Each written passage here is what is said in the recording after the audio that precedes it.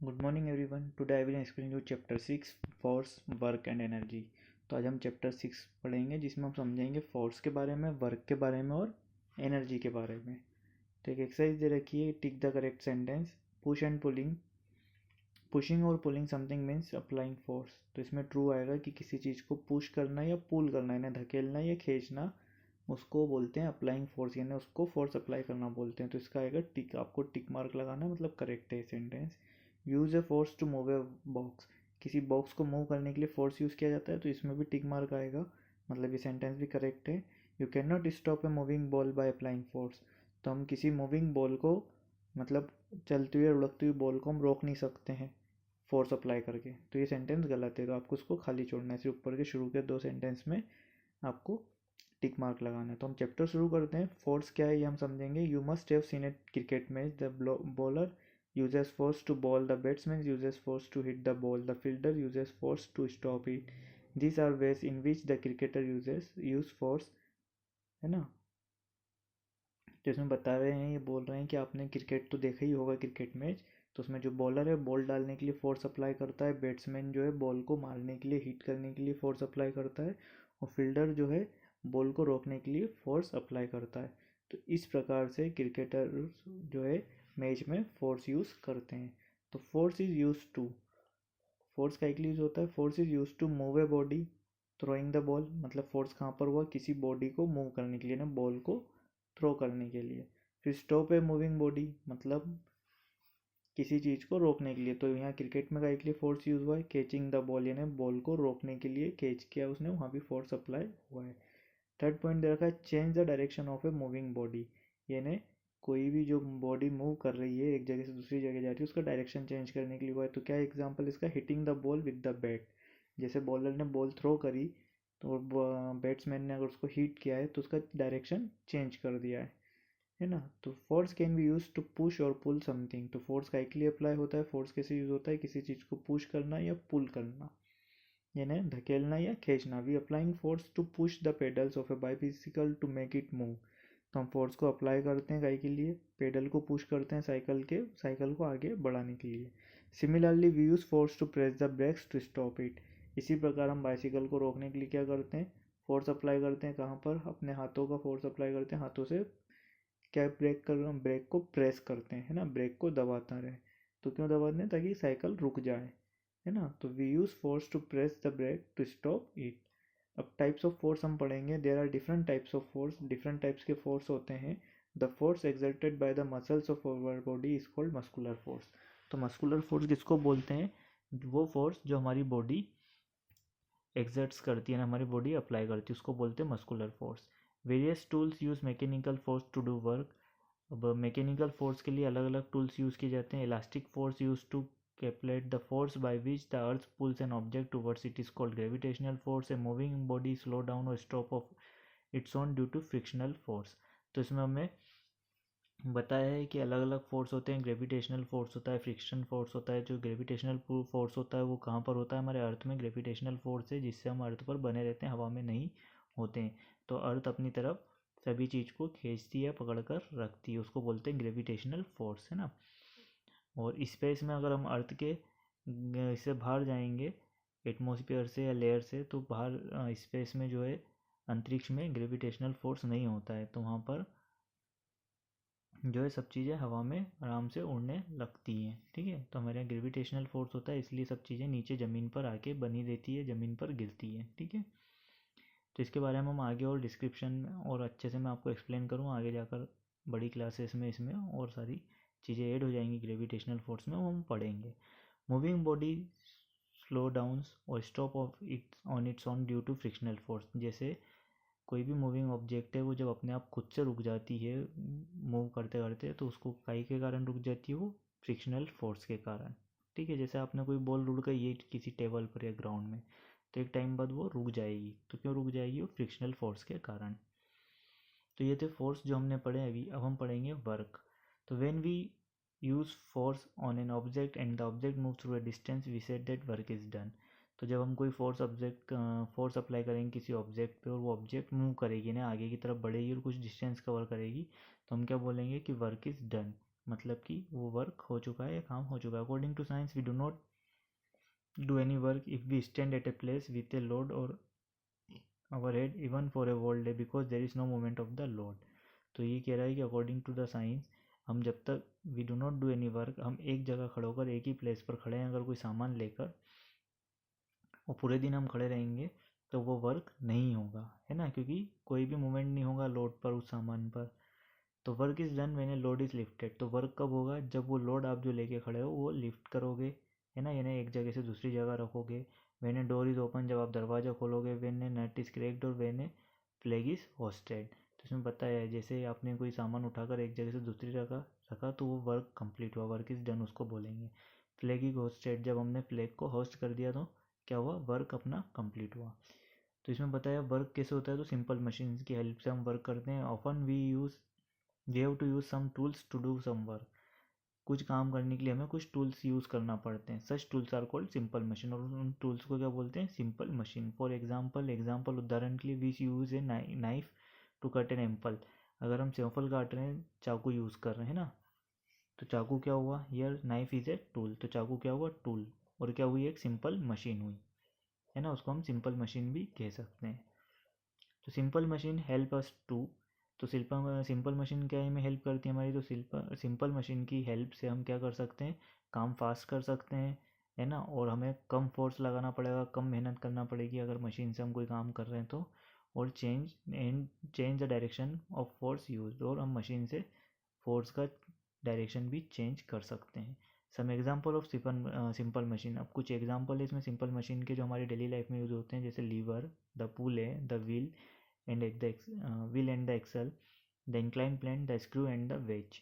तो इनके फोटोज़ भी नीचे दे रखे हैं, आपको बताएंगे। तो लीवर कहाँ पर यूज़ होता है? लीवर क्या चीज़ है? Lever use to lift weight, किसी सामान को उठाने के लिए, किसी चीज़ को काटने के लिए, और किसी चीज़ को ओपन करने के लिए। हार्मर मतलब हथौड़ा, एक लिए लीवर का एग्जाम्पल है। इसके बाद बोतल ओपनर, जो कोल्ड ड्रिंक की बोतल वगैरह के ओपनर आते हैं वो भी काय का एग्जाम्पल है? लीवर का। A small child lifts up a heavier child on a seesaw when which is also type of lever. बहुत अच्छा इसमें एक एग्जाम्पल दिया अपने स्कूल में, हमारे स्कूल में यूज़ भी किया है। सीसो जो झूला है एक, जिसमें एक तरफ अगर थोड़ा हेवी बच्चा बैठा हो जिसमें वजन ज़्यादा, और एक तरफ थोड़ा जिसमें वजन कम हो, तो जो वजन कम जिसका होगा वो ऊपर हो जाएगा, हेवियर बच्चा जो है वो नीचे की तरफ हो जाएगा। तो वो जो झूला है उसमें वो काय का एग्जाम्पल है? लीवर का, है ना। फिर आता है pulley. A pulley is made from a wheel and a rope. It is use to lift things easily. Villager use pulley to draw water from wells. तो पुले एक बहुत अच्छा इसमें एग्जाम्पल दिया है कि पुले का एक क्या है? रोप और व्हील का एक कॉम्बिनेशन होता है, जिससे चीज़ हम इजली ऊपर खींच सकते हैं। जैसे इसमें लिखा विलेजर, जैसे आपने गांव में देखा होगा या हमारे यहाँ भी देखा होगा कहीं शुजालपुर में भी, कि जो कुएं में ऊपर एक गिर्री लगी रहती है, इसमें रस्सी लटकी रहती है, तो उससे हम पानी इजली कुएं से बाहर खींच सकते हैं। तो वो पुले का एग्जाम्पल है। फिर व्हील एंड एक्सल का एग्जाम्पल है bicycle. A wheel and axle arrangement is made up of two circular objects of different size. The wheel is the larger object. It is rotated around the smaller circular object called axle. A steering wheel, a bicycle pedal, and a screwdriver are some example of wheel and axle. तो wheel and axle का arrangement हमेशा साथ में रहता है। wheel और axle दोनों हमेशा साथ में यूज़ होते हैं। wheel जो होता है बड़ा लार्जर ऑब्जेक्ट होता है, जो क्या करता है? रोटेट करता है, किसके आसपास घूमता है? स्मॉलर सर्कुलर ऑब्जेक्ट के, उसको बोलते हैं एक्सल। तो एक स्टेयरिंग जो है गाड़ी का, फोर व्हीलर का, वो। इसके बाद साइकिल के जो हमारे पेडल होते हैं वो व्हील एंड एक्सल का बहुत अच्छा एग्जाम्पल है। आपने देखा होगा जो बड़ा सर्कुलर है उस पर आप पेडल मारते हैं, और एक पीछे की साइड जो टायर होता है उसमें एक छोटा सर्कुलर जैसा लगा रहता है, जो एक छोटा होता है वो, ठीक है, राउंड स्मॉलर सर्कुलर ऑब्जेक्ट होती है वो होता है एक्सल। तो ये बाइसिकल एक बहुत अच्छा एग्जाम्पल है व्हील एंड एक्सल का, और भी मोटरों में लगा होता है ये। पे इंक्लाइन प्लेन। तो इंक्लाइन प्लेन क्या है? Is a simply slope. Incline plane क्या होता है? जहाँ पर जो स्लोप होता है एक सिंपल स्लोप होता है, जैसे रिसक पट्टी हम जिसको बोलते हैं घरों में होती है गाड़ी चढ़ाने के लिए, है ना। उससे क्या होता है? A simply a slope over which a load can be pushed up और down. A plank of wood is often use to load heavy boxes और बैरल ऑन टू ट्रक्स। तो आपने देखा होगा जैसे इसमें एग्जाम्पल दे रखे हैं लीवर का, है ना, बोतल ओपनर है। इसके बाद स्क्रू का यहाँ पर दे रखा है। इसके बाद पुले ये दे रखा है, गिर्री जिसको हम बोलते हैं पानी निकालने के लिए ना, कुएं में लगी होती है। व्हील एंड एक्सल का अरेंजमेंट इसमें दे रखा है इन्होंने, स्टेयरिंग और स्क्रू ड्राइवर। वेज का इसमें अभी हम पढ़ेंगे नीचे, वुड कटर एक्स जिसको हम बोलते हैं कुल्हाड़ी, ये वेज का एग्जांपल है। इंक्लाइन प्लेन जो भी हमने समझा, ये इसको बोलते हैं इंक्लाइन प्लेन, एक स्लोप जैसा जो पटिया होता है लकड़ी का या फिर सीमेंटेड जो होता है घरों में गाड़ी चढ़ाने के लिए, जिससे क्या होता है हम आसानी से कोई चीज़ ऊपर रख सकते हैं। तो ये सब एग्जांपल है सिंपल मशीन्स के। Screw looks like a nail with groove cut into it, it use to hold things together. तो स्क्रू का लिए आता है दो चीज़ को जोड़े रखने के लिए, दीवार पर हम कोई चीज़ होल्ड करने के लिए, है ना। तो किसी भी चीज़ को, दो चीज़ को या आपस में एक दूसरे से चिपका कर रखने के लिए स्क्रू यूज़ किया जाता है, ठीक है। फिर यहाँ पर है वेज, ऑब्जर्व ए नाइफ और a wood cutter axe, note that edge are sharp in front and blunt at the back, they are shaped like two incline plane attach back to back, this structure is called wedge, it is use to cut hard objects. तो इसमें knife जो है, चाकू या फिर जो कुल्हाड़ी जो मैंने आपको बताई ऊपर, ये सब वेज के एग्जांपल है, जिसका क्या होता है जो एक साइड रहती है वो तो बहुत ज़्यादा शार्प होती है और जो पीछे का हिस्सा रहता है वो ब्लंट यानी बोटा होता है, ठीक है। ये यहाँ पर एग्जांपल में दे रखा है, इसको हम वेज बोलते हैं। तो ऐसी कोई भी चीज़ जिसकी एक साइड शार्प हो, जैसे चाकू, और दूसरी चीज़ बोटी हो या बंट हो, उसको वेज कहा जाता है। तो ये हमने पढ़ा फोर्स और सिंपल मशीन के बारे में। हम पढ़ेंगे एनर्जी के बारे में। तो एनर्जी क्या है? एनर्जी को हिंदी में ऊर्जा कहते हैं। Energy is the ability to do work, energy is needed for everything you do. तो एनर्जी की हमेशा में ज़रूरत रहती है कुछ भी काम करने के लिए, हंसना है, खाना है, खेलना है, सांस लेना है, और कुछ भी एक्टिविटी के लिए। All living things need energy to live. तो जितने भी लिविंग थिंग्स है उनको जिंदा रहने के लिए एनर्जी की ज़रूरत रहती है। सोर्स ऑफ एनर्जी क्या है? Most of our energy comes from the sun directly और इनडायरेक्टली। तो जो मेन सोर्स है एनर्जी का, उसके बारे में पढ़ेंगे, कौन सी एनर्जी हमें कहाँ से मिलती है। तो अधिकतर एनर्जी जो है कहाँ से आती है? सन से आती है, डायरेक्टली और इनडायरेक्टली फॉर्म में। Green plants trap the sun energy to make food. Green plants क्या करते हैं? सन की एनर्जी को ट्रैप करते हैं खाना बनाने के लिए। हमने पढ़ा है पहले भी चैप्टर में, फोटोसिंथेसिस की प्रोसेस से। मैन और अदर एनिमल क्या करते हैं? Man and other animal eat food and use their energy to do work to stay alive. और मैन और एनिमल क्या करते हैं? वो जो प्लांट्स खाना बनाते हैं, उन प्लांट्स से हम जो भी फ्रूट्स या जो भी हमें खाना मिलता है उसको हम खाते हैं, और उससे हमें एनर्जी मिलती है, और हम क्या करते हैं? काम करते हैं, और जिंदा भी रहने के लिए हमें एनर्जी की ज़रूरत रहती है। The atom and the hot interior of the earth are two other important source of energy. तो एक एनर्जी तो हुई जो सोलर एनर्जी जो हमें सन से मिलती है, दूसरी हॉट इंटीरियर जो अर्थ के अंदर है, और एटम्स, ये भी क्या है? एनर्जी के इंपॉर्टेंट सोर्स है जो हमें मिलते हैं अर्थ से। तो सोलर एनर्जी क्या है? हैव यू सीन है सोलर कुकर और सोलर हीटर? क्या आपने कभी सोलर कुकर या सोलर हीटर देखा है? What is their source of, और उसमें कहाँ से उसकी सोर्स ऑफ एनर्जी है, कहाँ से उसको एनर्जी मिलती है? तो सन से मिलती है। The energy that we get from the sun is called solar energy. तो किसको बोला जाता है? सोलर एनर्जी, जो एनर्जी हमें सन से मिलती है। The energy that we get from the sun is called solar energy. This solar energy can be change into heat energy. अभी सोलर एनर्जी को हम काय में चेंज कर लेते हैं? हीट एनर्जी में, लाइट एनर्जी में, और इलेक्ट्रिकल एनर्जी में। We use solar cells to trap solar energy. और सोलर सेल का यूज़ किया जाता है काय के लिए? सोलर एनर्जी को ट्रैप करने के लिए या ऑब्जॉर्व करने के लिए।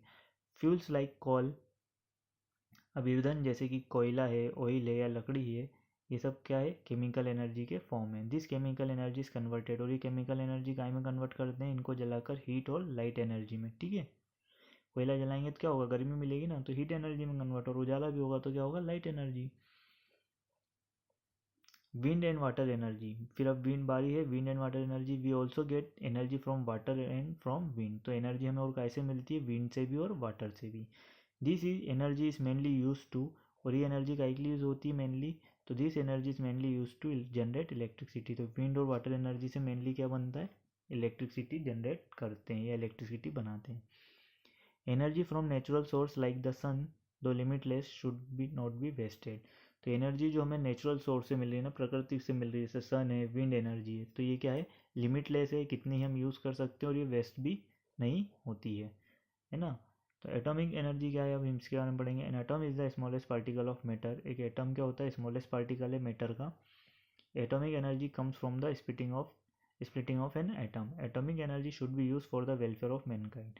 तो एटॉमिक एनर्जी जो है क्या है? एटम को स्प्लिट करके, जो उसके पार्टिकल होते हैं मैटर के सबसे छोटे, वो आपस में स्प्लिट होते हैं, उससे एनर्जी जनरेट होती है, और ये एनर्जी जो है इंसान, मानव जाति के लिए यूज़फुल या उसके फ़ायदे के लिए काम में लेना चाहिए, है ना। For example atomic energy is use for producing electricity, और जो एटॉमिक एनर्जी है वो के लिए यूज़ होती है? इलेक्ट्रिसिटी प्रोड्यूस करने के लिए। How ever weapons like atom bomb which can be, हाँ, और एटॉमिक एनर्जी जो है एटम बम बनाने में यूज़ कर ली है और यूज़ की जाती है, और जिससे क्या होता है लाखों लोग एक बार में मर सकते हैं, है ना। जियोथर्मल तो है ना, बहुत से कंट्रीज का एटम बम है, ठीक है। जियोथर्मल एनर्जी क्या है, the hot interior of the earth is another importance of energy. जैसे हमने यहाँ पढ़ा है कि हॉट इंटीरियर जो अर्थ के अंदर की जो गर्मी है अर्थ के नीचे, वो भी एक इम्पोर्टेंट सोर्स है एनर्जी का, और उस एनर्जी को बोलते हैं geothermal energy. Geothermal energy mostly जो अधिकतर है काई के काम में आती है, इलेक्ट्रिसिटी बनाने के काम में आती है। Different forms of energy, we use different form of energy in our daily life. Energy can be change from one to another. तो अलग अलग एनर्जी के फॉर्म है जो हम हमारी डेली लाइफ में यूज़ करते हैं। एनर्जी जो है क्या कर सकते हैं हम, energy can be change from one form to another. एनर्जी हमेशा डिस्ट्रॉय नहीं होती है, एनर्जी को क्या होता है उसका फॉर्म हम चेंज कर सकते हैं। हीट एनर्जी को इलेक्ट्रिक एनर्जी में या लाइट एनर्जी में, है ना, या केमिकल एनर्जी को हीट और लाइट एनर्जी में, जियोथर्मल एनर्जी को हम इलेक्ट्रिक एनर्जी में यूज़ कर सकते हैं या कन्वर्ट कर सकते हैं। यहाँ पर देखो ये लिखा फोटो दे रखे हैं सोलर एनर्जी को। ये सोलर एनर्जी इसमें ट्रैप होती है सोलर सेल में, और क्या होती है इलेक्ट्रिसिटी जनरेट होती है। ठीक इसी प्रकार ये विंड मिल लगी हुई है, इससे क्या होती है विंड एनर्जी, मतलब जो हवा चलती है उससे घूमते हैं और इससे क्या होती है इलेक्ट्रिसिटी जनरेट होती है।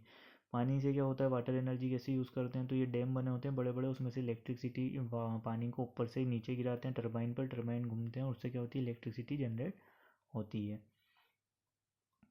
Where does a car get the energy to move. अब कार है तो कार को एनर्जी कहाँ से मिलेगी आगे बढ़ने के लिए, चलने के लिए। तो this energy is provided by the fuel. तो कहाँ से मिलती है, ईंधन से, फ्यूल से, है ना, जो हम कार में डालते हैं जैसे पेट्रोल या diesel. When we beat a drum our muscular energy is change into sound energy. तो जब हम ड्रम बजाते हैं तो हमारी जो मस्कुलर एनर्जी है वो काय में चेंज होती है, साउंड एनर्जी में, ठीक है।